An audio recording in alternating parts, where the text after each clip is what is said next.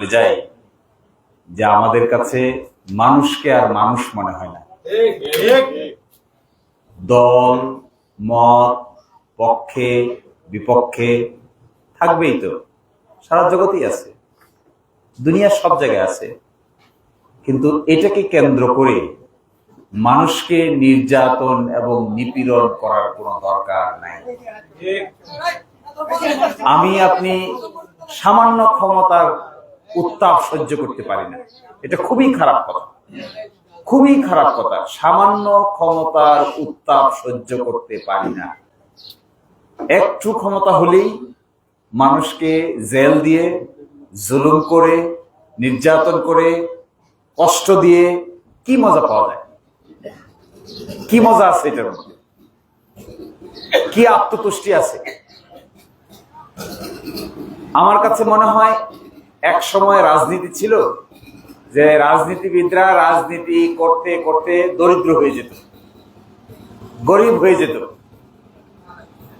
আর ইদানিংকালে রাজনীতি হয়েছে একটা ব্যবসার নাম। রাজনীতিক নেতা এবং তার পদ পরিচয় দিয়ে টাকা পয়সা আয় করার একটা হাতিয়ারের নাম হয়ে গেছে রাজনীতি। আপনারা এগুলো তার ভুক্তভোগী হন নাই? একজন মানুষ কোন একটা রাজনৈতিক পদ যদি হোল্ড করে, দায়িত্বে থাকে, কোন একটা সভাপতি হয়, সেক্রেটারি হয়, বা কোন একটা দল সে করে, তাহলে তো হওয়া উচিত ছিল যে তিনি হবেন সমাজের সবচাইতে বেশি উপকারী লোক। এটাই ছিল রাজনীতি। রাজনীতি কিন্তু এরকম ছিল না যিনি রাজনীতি করবেন তিনি পকেট ভারী করবেন, এরকম রাজনৈতিক নেতৃবৃন্দের চরিত্র ছিল না এই দেশে। রাজনীতি করতে করতে পায়ের জুতা আস্তে আস্তে ক্ষয় হয়ে গেছে, হাঁটতে হাঁটতে, তারপরেও নিজের পকেটে টাকা পড়ে নাই, এরকম সৎ ছিল রাজনীতিবিদরা। কিন্তু সময়ের ব্যবধানে রাজনীতি এমন হয়ে দাঁড়িয়েছে যে সরকারের টাকা ভাগাভাগি করার নামই মনে হয় রাজনীতি। এমন হয়ে গেছে একটা পিআইসির বাদ কিংবা একটা বিল কিংবা একটা সামান্য জিনিস 2 টুকরা 3 টুকরা 4 টুকরা করে ভাগাভাগি করতে পারলেই তিনি প্রকৃত অর্থে রাজনীতিবিদ হন। আমার কাছে এগুলো দেখলে এত খারাপ লাগে আর এত বিভৎস মনে হয় যে এই কথা শুনলে মাঝে মাঝে আমার কাছে মনে হয় এই পথে আসা উচিত না। আমি নিজে নিজে ভাবি যে আমি এই পথে আসবো কেন?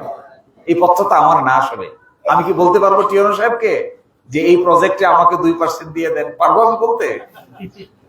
এটা সম্ভব? তা যদি বলতে না পারি তো এই পথে আমি কেন? মাঝে মাঝে নিজেকে প্রশ্ন হয়তো, এই পথে আমি কেন? আমি ঢাকায় থাকি, আমি বিদেশে যাই, যারা দুনিয়াতে আমার অনেক কাজ আছে, সেখানে ঘুরে বেড়াইতে বেড়াইতে টায়ার্ড হয়ে যেতে হয়। কোন দিকে সকাল হয়, কোন দিকে দুপুর হয়, কোন দিকে রাত হয়, এই যে মাঝে মাঝে খুঁজেও পাওয়া যায় না।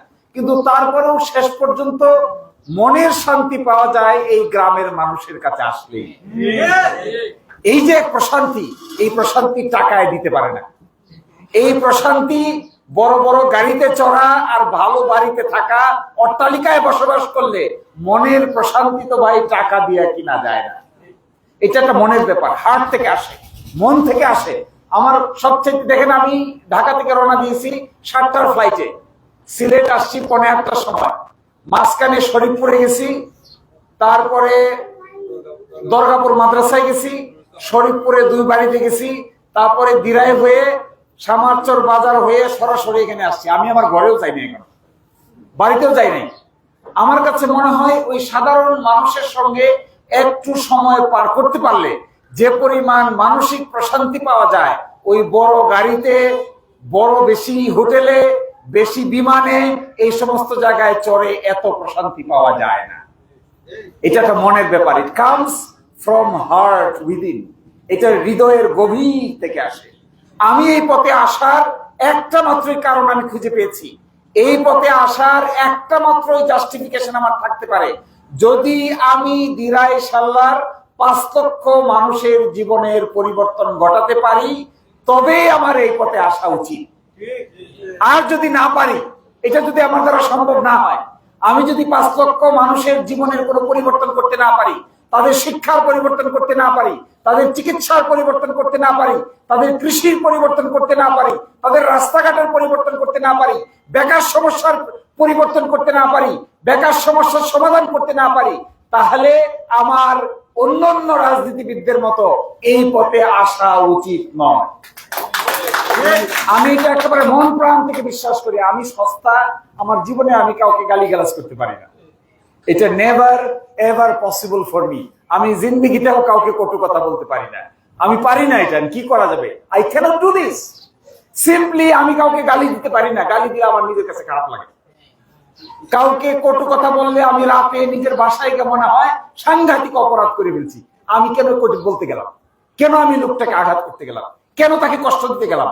কেন তাকে আমি নির্যাতনের শিকার করতে গেলাম? কেন তাকে আমি অপমান করলাম? কেন আমি তাকে নির্যাতন করতে গেলাম? এই মানসিকতা সারা রাত ধরে আমার মনের ভিতরে এক গভীর ক্ষতের সৃষ্টি হয়। এটা মনে হয় আমার কাজ না। এটা আমার কাজ না। I can't insult anybody. I can't do that. আমি কোনো মানুষকে অপমান করতে পারি না।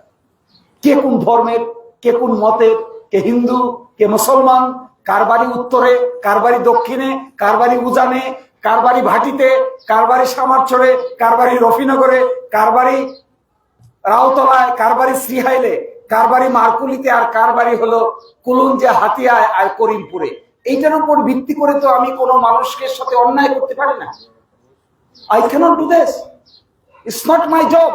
এই জন্য আমার জন্ম হয় নাই, এই জন্য আমি লেখাপড়া করি নাই, এই জন্য দেশের বাইরে যাই নাই, এই জন্য বাংলাদেশ সহ পৃথিবীর বিভিন্ন জায়গায় যে সমস্ত সময় আমি পার করি, আমার কাছে সবচাইতে গুরুত্বপূর্ণ সময় মনে হয় দিরাই সাল্লার গ্রামের মানুষের সাথে কাটানোর সময়টাকেই সবচাইতে বেশি মূল্যবান সময় মনে হয়।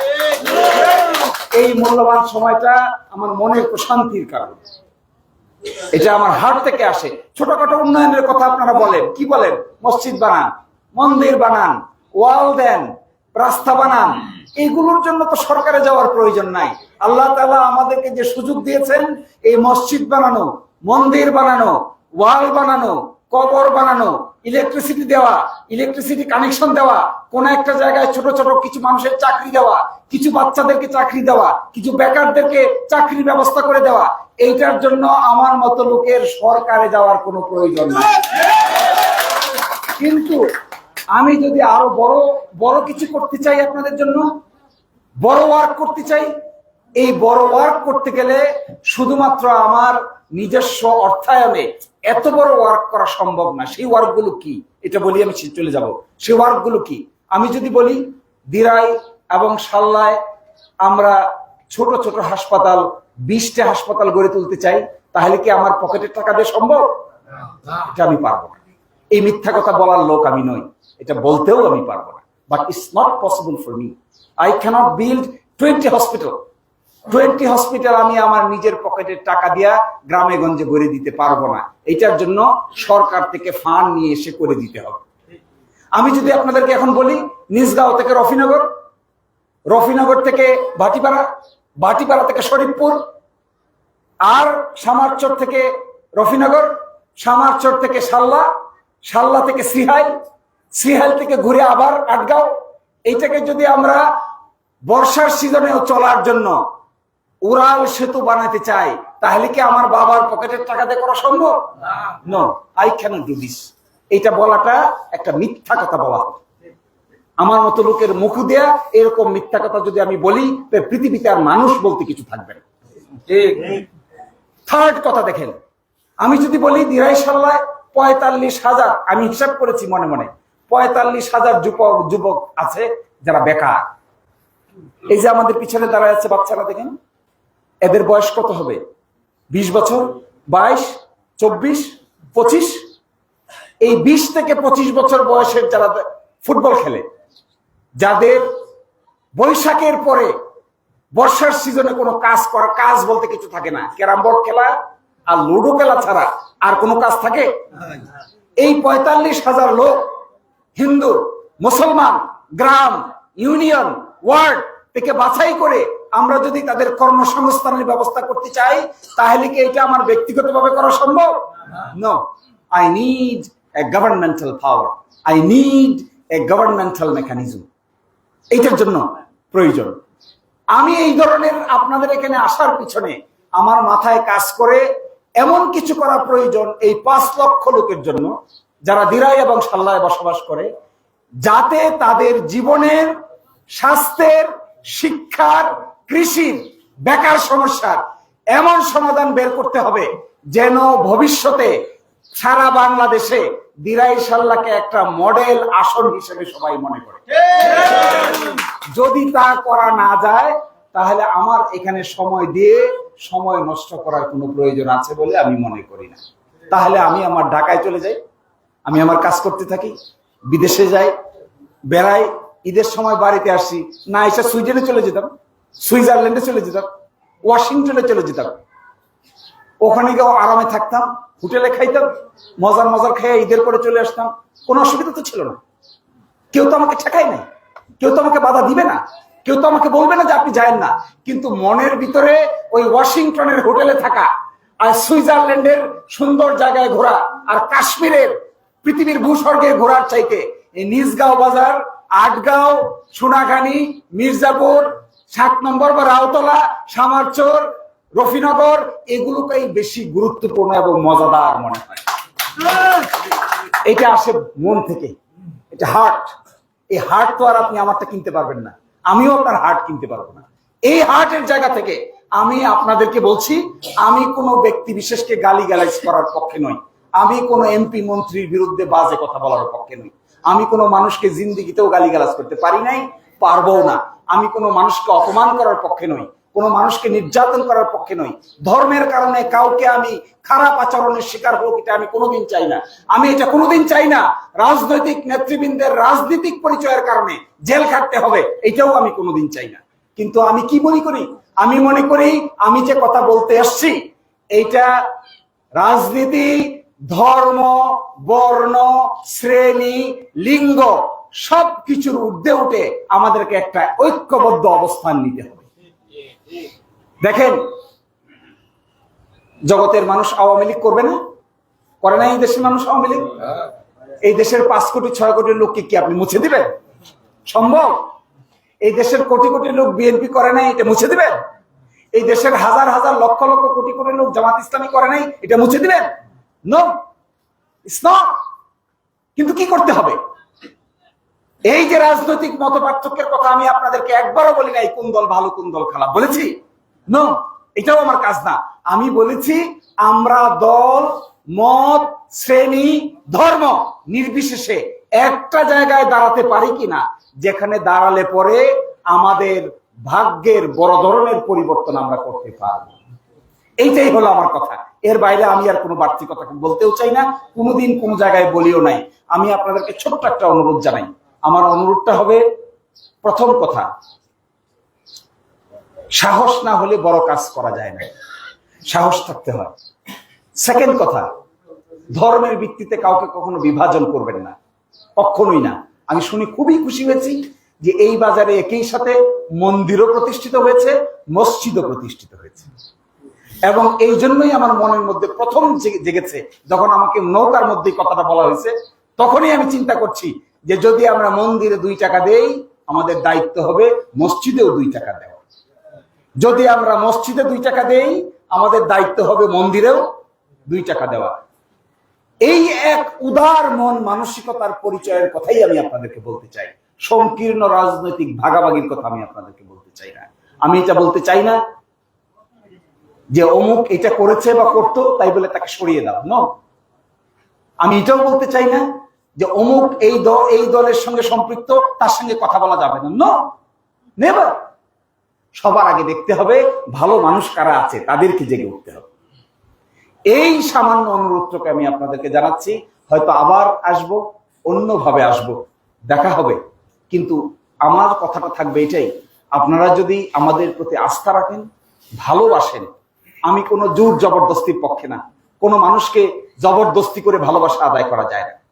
কোনো মানুষকে জোর করে তার মনের হৃদয়ে নিংড়ানো কথা শোনা যায় না। কোনো মানুষকে জবরদস্তি করে, চাপ দিয়ে, পুলিশ দিয়ে, নির্যাতন করে, বিপদে ফেলে তার ভালোবাসা অর্জন করা যায়? নেভার।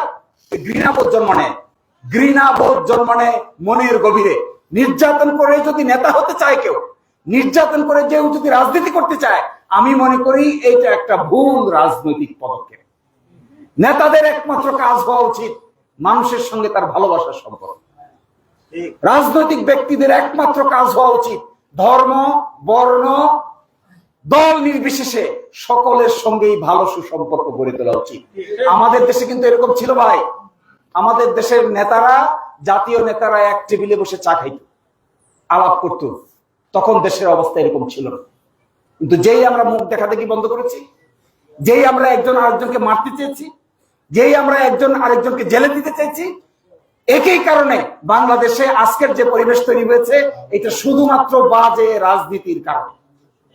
এখান থেকে সরে আসা উচিত নতুন করে। আর নতুন প্রজন্মের মানুষদেরকে আমি একটা কথা বলতে চাই, আমি মনে করি দিরাই সাল্লায় যে 45,000 লোকের কথা আমি বলছি, আমরা একটা ছোট উদ্যোগ নিতে যাচ্ছি। এই উদ্যোগে আপনারা সাহায্য করবেন। এই উদ্যোগটা হলো বর্ষার সিজনে যেহেতু কিছু করার নাই, আমরা দিরাই থেকে, সাল্লা থেকে কিছু লোককে বাছাই করার চেষ্টা করতেছি, তাদেরকে কিছু ট্রেনিং দেওয়ার জন্য, কিছু প্রশিক্ষণ দেওয়ার জন্য, তারা যেন কোরিয়াতে, তারা যেন সৌদি আরবে, মিডল ইস্টের বিভিন্ন জায়গায় গিয়ে ভালো চাকরির সন্ধান করতে পারে। এই কাজটুকু সারা বর্ষা জুড়ে করব। এটা সামারচরে হবে, এটা দিরাই হবে, এটা সাল্লায় হবে। আমরা ইতিমধ্যে পরিকল্পনা করেছি, দায়িত্ব দেওয়া হয়েছে।